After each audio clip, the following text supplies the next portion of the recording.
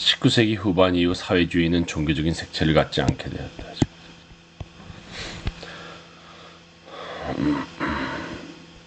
그러나 중요한 것은 사회주의가 근본적으로 교환 양식의 일을 고차원적으로 회복하는 데 있다는 점이다.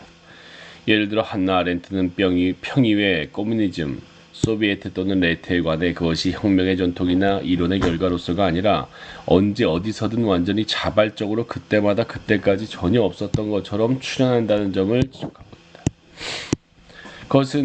이것은 자연 발생적인 평의의 커뮤니즘이 교환 양식에 의해 고차원적 회복이라는 것을 보여준다. 교환 양식들 및 그것에서 유래하는 사회 구성체를 예를 들어 사회주의, 공산주의, 아나키즘, 평의의 커뮤니즘, 교환 양식, 어소시에이셔니즘이라는 이름으로 불러도 좋다 하지만 그들 개념에는 역사적으로 다양한 의미가 부착되어 있기 때문에 어떻게 부르든 오해나 혼란을 초래하게 된다. 그러므로 나는 그것을 그저 X라고 부르기로 한다. 중요한 것은 말이 아니라 그것이 어떤 위상에 있는지를 아는 것이기 때문이다. 이상을 정리하면 교환 양식은 호수, 약탈과 재분배, 상품 교환, 그리고 X라는 식으로 크게 네 가지로 구별된다. 이들은 그림 1과 같은 매트릭스로 제시된다. 이것은 횡축에서는 불평등, 평등, 종축에서는 구속, 자유라는 구별에 의해 구성된다. 횡축은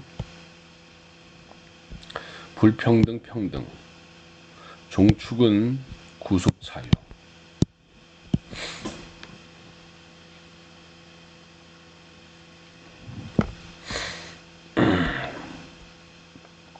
그림 위에 이것의 역사적 파생태인 자본, 네이션, 국가 그리고 X가 나옵니다.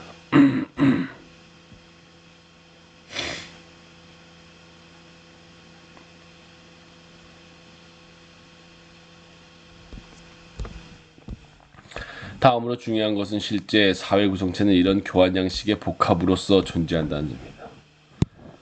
어느 게 지배적이냐에 따라서 달라질 뿐이지.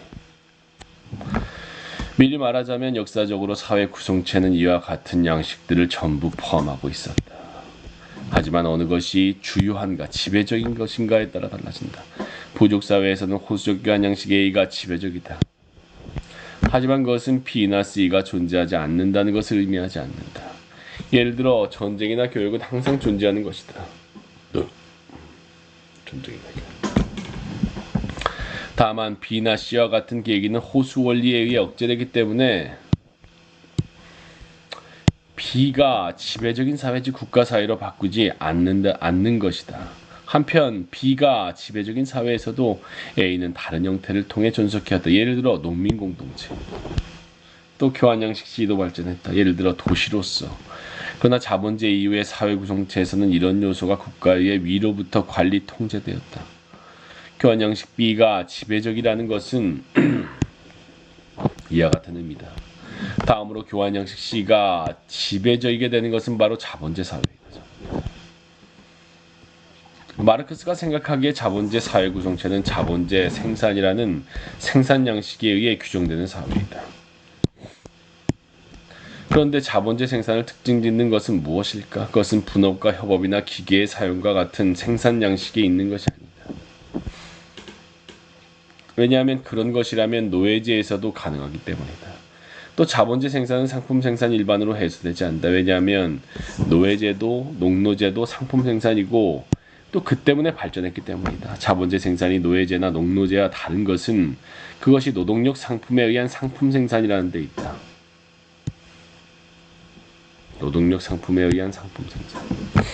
노예제 사회에서는 인간이 상품이 된다. 따라서 인간이 상품화되지 않고 인간의 노동력이 상품화되는 사회가 아니라면 자본주의 생산은 불가능하다. 또 그것은 토지의 상품화를 포함하여 사회 전체의 상품 교환이 침투하지 않으면 생기지 않는다. 토지의 상품.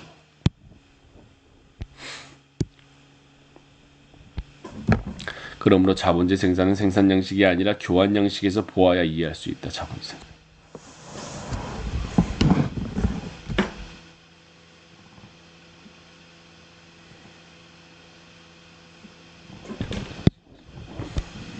다음으로 중요한 것은 실제 사회구 정체는 이런 교환 양식의 복합으로서 존재한다는 점입니다.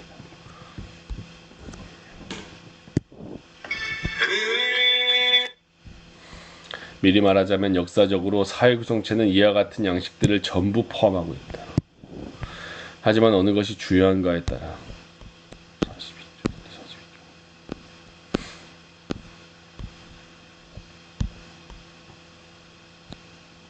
생산 양식이 아니라 교환 양식에서 보아야 이해할 수 있다.